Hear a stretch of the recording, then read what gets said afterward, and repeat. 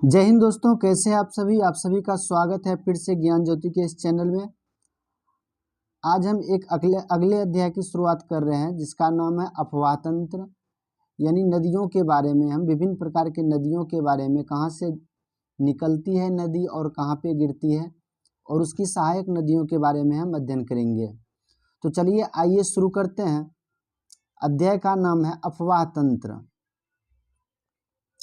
किसी क्षेत्र में जल के द्वारा जो अपवाहित क्षेत्र होता है उसको क्या कहते हैं? अफवाह कहते हैं।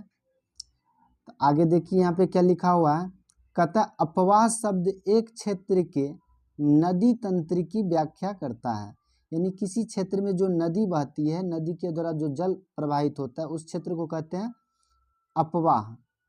भारत के भौतिक मानचित्र को देखिए, आप पाएंगे कि विभिन्न दिशाओं से छोटी छोटी धाराएं आकर एक साथ मिल जाती है तथा एक मुख्य नदी का निर्माण करती है। अंततः इनका निकास किसी बड़े जलाशय जैसे झील या समुद्र या महासागर में होता है। यानी छोटी छोटी सहायक नदियां एक बड़ी सी नदी में जाकर के मिल जाती है और वो बड़ी नदी अपना जल लेकर के या तो किसी झील में गिरा देती है या फिर किसी महासागर में। एक नदी तंत्र द्वारा जिस क्षेत्र का जल प्रवाहित होता है उसे एक अफवाह द्रोणी कहते हैं। मानचित्र का अवलोकन करने पर यह पता चलता है कि कोई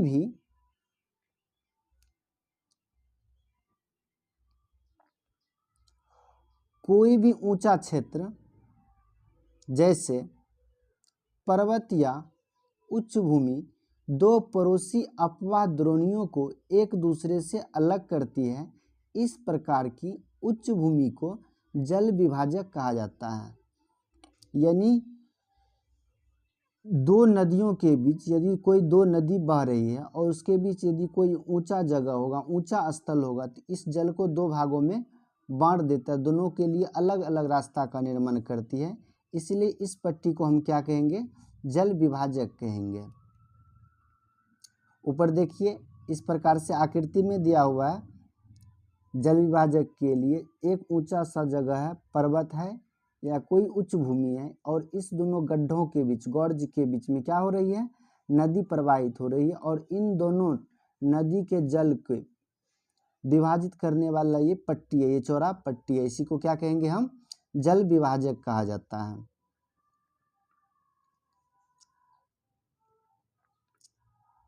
भारत में किस नदी की अफवाह द्रोणी सबसे बड़ी है? तो हम सब जानते हैं या फिर बहुत लोग नहीं जानते होंगे। भारत में अफवाह द्रोणी सबसे बड़ी है ब्रह्मपुत्र नदी की। आइए इस बॉक्स में पढ़ते हैं क्या लिखा हुआ है। इसमें लिखा हुआ है अफवाह प्रतिरूप, मतलब अफवाह किस किस प्रकार का होता है, उसकी संरचना किस किस प्रकार से हो सकती है। कहता है एक अफवाह प्रतिरूप में धाराएं एक निश्चित प्रतिरूप का निर्माण करती हैं जो कि उस क्षेत्र की भूमि की ढाल, जलवायु संबंधी अवस्थाओं तथा अधस्थ शैल संरचना पर आधारित है। यानी कि अफवाह का प्रतिरूप किन किन चीज़ों पर निर्भर करता है? भूमि की ढाल पर, वहाँ की जलवायु से संबंधित जो अवस्था होती है उस पर, और अंदर की जो शैल की संरचना होती है उस पर ये निर्भर करती है।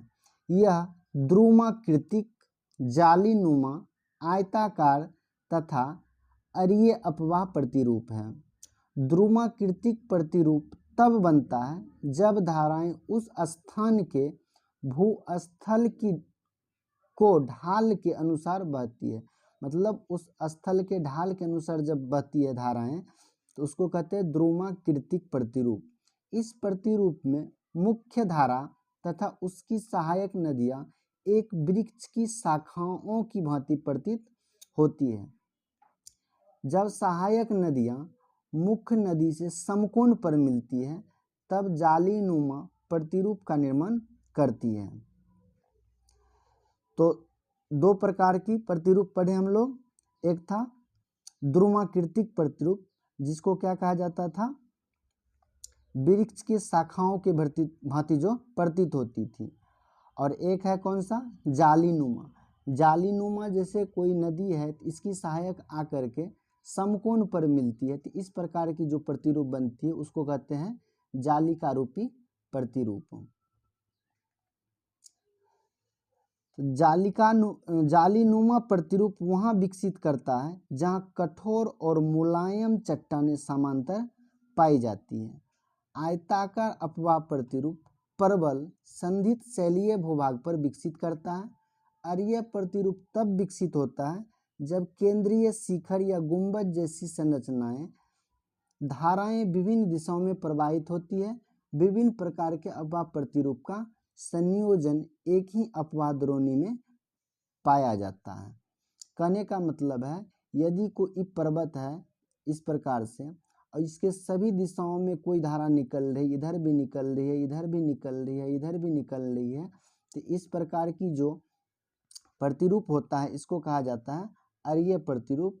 इस फिगर में यहाँ दर्शाया गया है, ये है अरीय अपवाह। यहाँ पे देखिए एक ऊंचा क्षेत्र, इसमें से जल इधर भी निकल रहा है, धारा इधर भी निकल रहा है, इधर भी निकल रहा है, इधर भी निकल रहा है, यानी सभी दिशाओं में ये निकल रही है अपने ढाल के नीचे। तो इस प्रकार का जो प्रतिरूप बनता है इसको अरीय अपवाह कहा जाता है। और इस संरचना को देखिए यहाँ पे कौन चीज है, आयताकार अपवाह।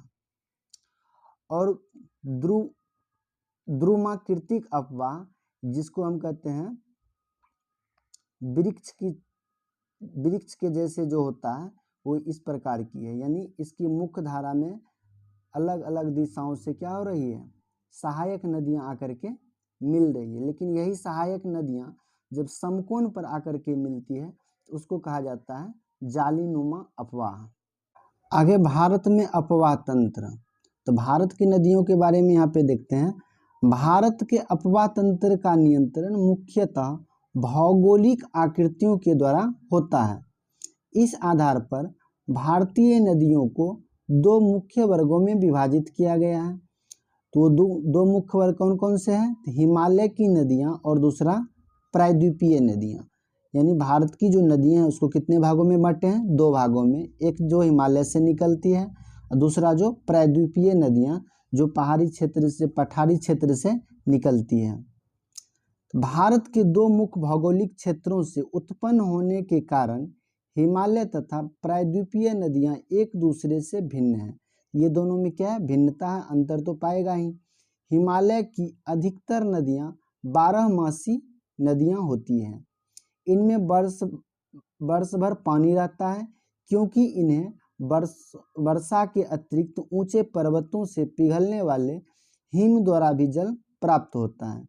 हिमालय की दो मुख्य नदियां सिंधु तथा ब्रह्मपुत्र इस पर्वतीय श्रृंखला के उत्तरी भाग से निकलती है। इन नदियों ने पर्वतों को काटकर गॉर्ज का निर्माण किया है। हिमालय की नदियां अपनी उत्पत्ति के स्थान से लेकर समुद्र तक के लंबे रास्ते को तय करती है। ये अपने मार्ग के ऊपरी भागों में तीव्र अपर्दन क्रिया करती है, मतलब ऊपर से जब बहती है तो अपर्दन क्रिया करती है, बहुत सारे बालू कंकर अवसाद को अपने साथ बहा करके ले जाती है। अपने साथ भारी मात्रा में सिल्ट एवं बालू का संवहन करती है। संवहन करने का मतलब एक स्थान से दूसरे स्थान उसका प्रवाह। मध्य एवं निचले भाग में ये नदियां विसर्प, गोखुर झील तथा अपने बाढ़ वाले मैदानों में बहुत सी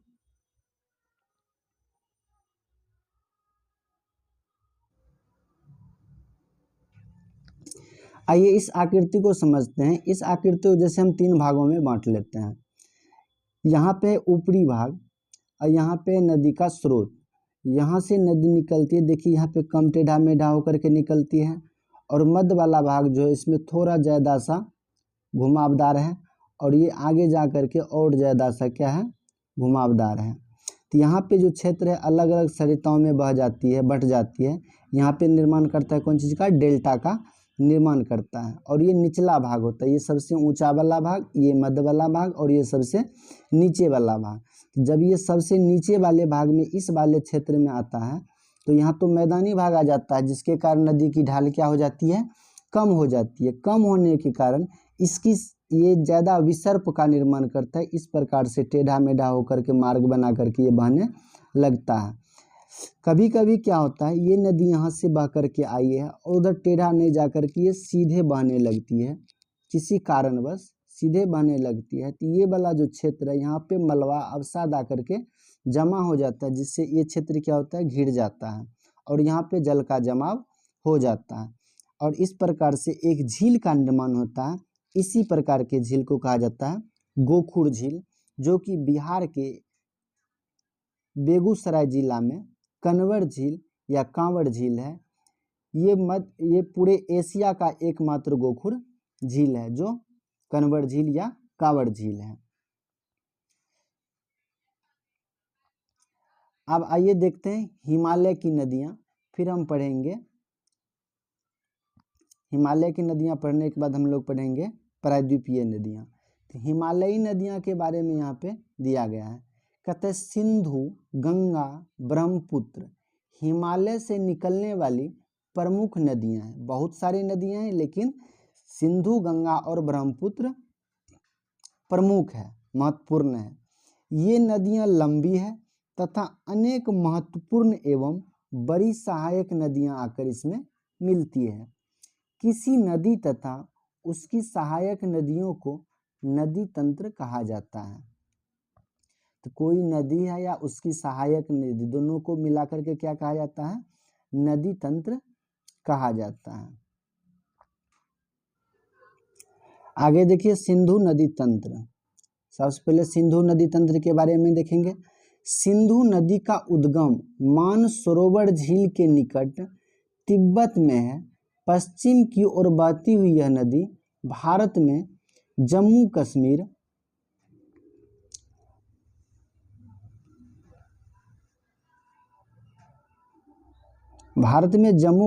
के लद्दाख जिले से प्रवेश करती है। यानी सिंधु नदी कहाँ प्रवेश करती है, भारत में लद्दाख में। इस भाग में एक बहुत ही सुंदर दर्शनीय गॉर्ज का निर्माण करती है। गॉर्ज समझते हैं, एक गड्ढा रास्ता जो होता है उसको कहते हैं गॉर्ज। यानी दो पहाड़ियों के बीच जो गड्ढा रास्ता होता है जल प्रवाह, उसको क्या कहता है, गॉर्ज कहा जाता है। इस क्षेत्र में बहुत सी सहायक नदियाँ जैसे जौस्कर, नुब्रा, सियोक, हुंजा इस नदी में मिलती है। यानी जौस्कर, नुब्रा, सियोक तथा हुंजा सिंधु नदी की सहायक नदियाँ हैं। सिंधु नदी बलूचिस्तान तथा गिलगित से बहते हुए अटक में पर्वतीय क्षेत्र से बाहर निकलती है। सतलज, ब्यास, रावी, चेनाब तथा झेलम आपस में मिलकर पाकिस्तान में मीठान कोट के पास सिंधु नदी में जल लेकर मिल जाती है। यानी कि ये 5 नदियां हैं, सतलज नदी, ब्यास नदी, रावी नदी, चेनाब नदी और झेलम नदी।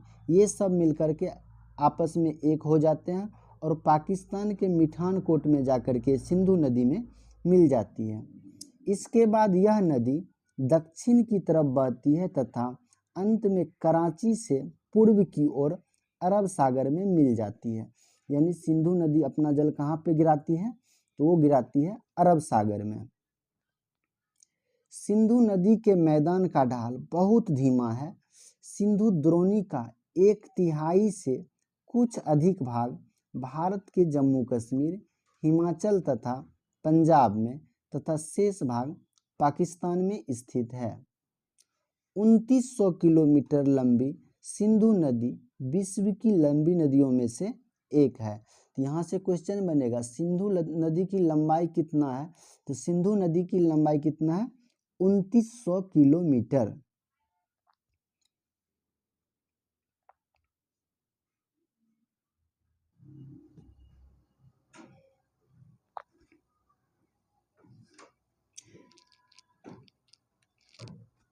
यहाँ पे देखिए यह है हिमालय पर्वत श्रृंखला, इस प्रकार से आती है। इसी को कहा जाता है, सबसे पहले क्या कहते थे, ग्रेटर हिमालय। उसके नीचे में कौन सा है, मध्य हिमालय, और उससे सबसे नीचे में कौन सा है, शिवालिक की श्रेणियाँ है। इसके उत्तर में तिब्बत का पठार है। तिब्बत के पाठार में ही एक झील है जिसका नाम है मानसरोवर झील। तो मानसरोवर झील से पश्चिम की ओर एक नदी बहती है जिसको कहा जाता है सिंधु नदी। और ये नदी इस प्रकार से आती है, भारत में लद्दाख जम्मू कश्मीर से बहते हुए ये पाकिस्तान की तरफ आ जाती है और अपना जल अरब सागर में गिरा देती है, जिसकी लंबाई कितना है, लगभग 2900 किलोमीटर है। और सिंधु नदी की सहायक नदियाँ ये सब क्या है, ये सब नदी जो है सो सिंधु की सहायक नदियाँ हैं। यदि आप लोग को वीडियो पसंद आता हो तो वीडियो को लाइक कर दीजिएगा, शेयर कर दीजिएगा, और साथ ही साथ यदि आपने अभी तक चैनल को सब्सक्राइब नहीं किया है तो चैनल को सब्सक्राइब कर दीजिए। Thank you, all the best.